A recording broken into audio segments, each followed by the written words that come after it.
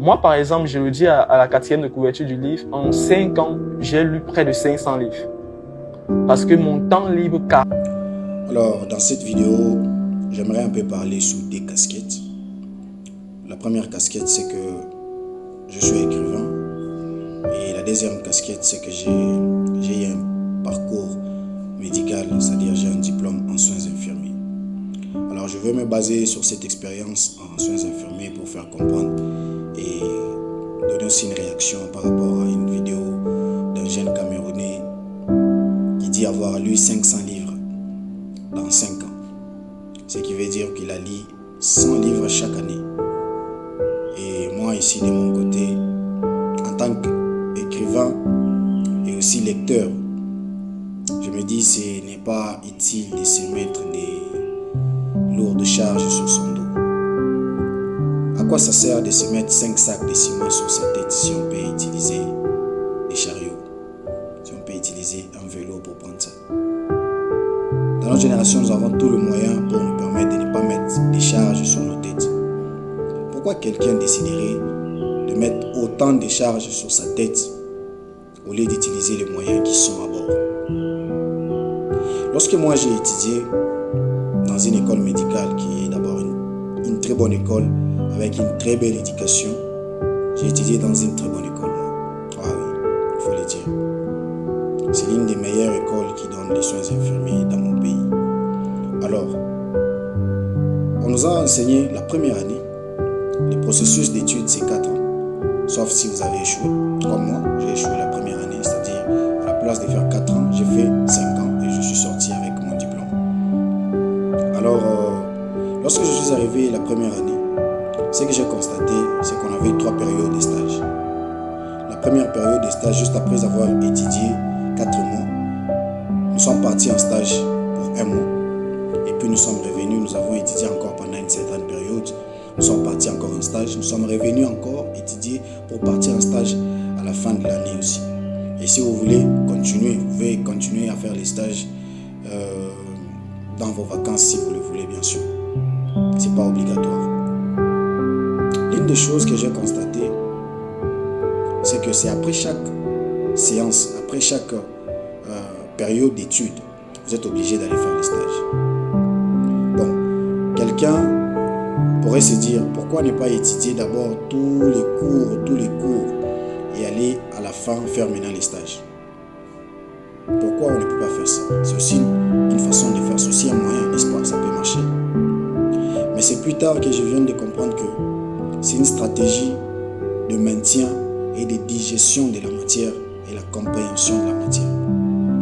Parce que il y avait des cours qu'on commençait à un certain moment. C'est-à-dire, on ne commençait pas tous les cours au début de l'année. C'est comme à l'université, vous ne commencez pas tous les cours au même temps, à la même période. J'ai compris ça et ça a changé ma façon d'agir.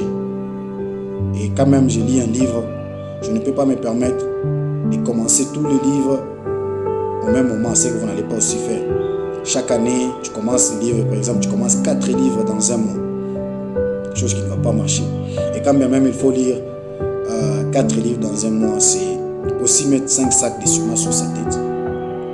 Parce que lorsque vous lisez un livre, quelques pages, prenons l'exemple, vous lisez un livre de 200 pages. Il faut vous arrêter un moment, 50e page.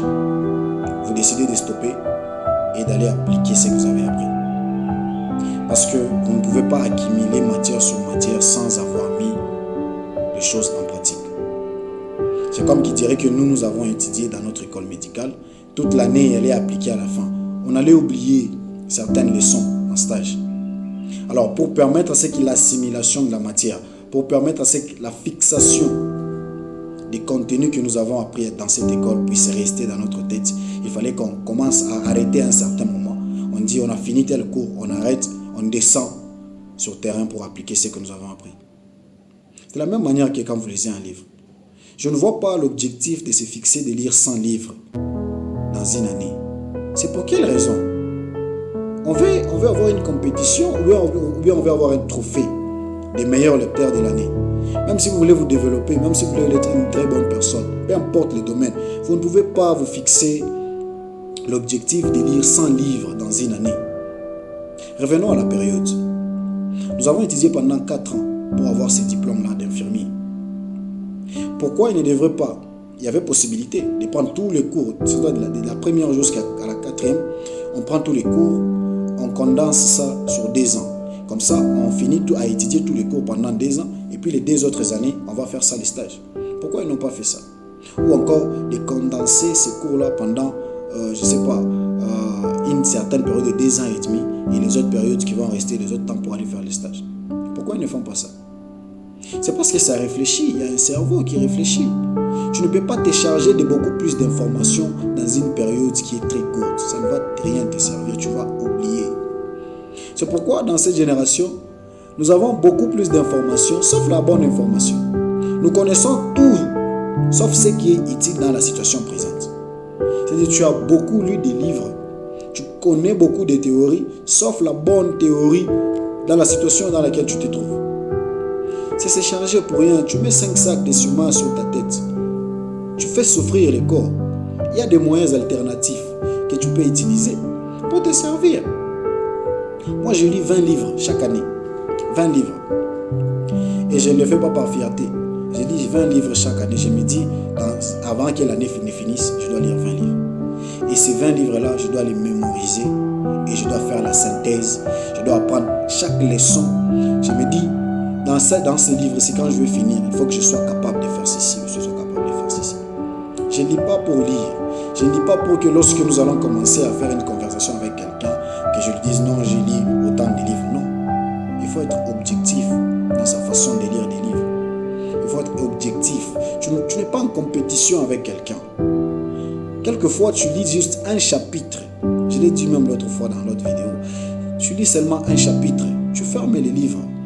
Va pratiquer, mon frère, ma soeur. Va pratiquer ce que tu as appris. Ils nous ont fait des stages. La dernière année de mon cursus médical, nous avons étudié pendant 3 mois, si je ne me trompe pas, 3 mois et demi. Et les autres 6 mois ou 6 mois et demi, je ne sais pas, nous avons fait des stages. Imaginez-vous une année qui a, je ne sais pas, 10 mois ou 9 mois, ça dépend. Vous étudiez uniquement 3 mois. Et les autres années, les autres mois, voulais-je dire, vous allez faire les stages. C'est pour l'accumulation des choses que vous avez fait. C'est-à-dire, plus vous montez, plus les temps de stage commencent à exagérer. Plus vous montez en promotion, plus les temps de stage commencent à être sur une très longue durée. Pour que vous puissiez appliquer ce que vous avez appris. Mais vous ne vous donnez pas le temps. Vous ne vous donnez pas le temps. 100 livres dans une année, tu vas appliquer ça quand? La leçon, tu vas l'appliquer quand? L'année qui va commencer encore, tu te fixes de lire 100 livres. C'est des bêtises. C'est des bêtises. C'est mettre 5 sacs sur ta tête. Tu te fais souffrir. Parce que quand tu finis de lire 100 livres cette année, l'année prochaine, tu dois encore te fixer l'objectif de lire 100 livres. Tu vas appliquer ça où? Ça va te servir comment? Tu lis un livre un mois, c'est possible, tu peux lire un livre un mois. L'autre mois, tu commences maintenant à appliquer ce que tu as appris. C'est utile. Au lieu de se charger des histoires pour faire juste l'impression, pour faire l'apparence, et pourtant ça ne va rien te servir. S'il vous plaît, arrêtons un peu de nous embrouiller avec des histoires qui se passent sur Internet. Vous voyez quelqu'un, un motivateur qui a dit « Moi j'ai lu autant de livres, moi j'ai fait ceci », et que ce soit aussi votre motivation. Non. Fixez-vous de bons objectifs. Fixez-vous de bons objectifs. Apprenez à vous fixer de bons objectifs. Et ces objectifs vont vous conduire à avoir les succès dans le domaine que vous voulez. J'ai dit l'autre fois qu'on ne lit pas un livre parce qu'il a été beaucoup plus recommandé. On ne lit pas un livre parce qu'il est beaucoup plus populaire. On lit un livre parce qu'il est utile. Il va accepter, il va changer quelque chose en nous. Alors ce n'est pas important d'avoir un objectif de lire 100 livres dans une année. En tout cas, c'est trop bas. C'est des balivernes. C'est des balivernes. On ne peut pas faire ça. On ne peut pas faire ça. C'est comme qui dirait qu'on devrait aussi, nous, dans notre école, là, on devrait prendre tous les cours, on devrait le réduire dans une année. Comme ça, les autres années, là, on doit faire les stages. Non. Non. À un certain moment, lisez 5 chapitres. Lisez des chapitres. Fermez d'abord les livres. Ces 2 chapitres m'ont appris quoi? Tu check et tu sais comment tu vas placer chaque chapitre à sa place. Chaque chose à sa place. Et puis après, tu vas aller te développer. C'est sert à rien de vouloir faire, de vouloir apparaître, de donner l'impression d'avoir lu, de donner l'impression d'être là, le monsieur le plus intelligent ou le monsieur qui a un standard très élevé, qui est très, très assis dans les informations. Vous allez avoir beaucoup d'informations, sauf la bonne information. Des informations qui ne vont pas vous servir. Alors, ici votre frère Joey Kalombo. Papa bonheur. Avoir vécu la peine pour parler de la peine.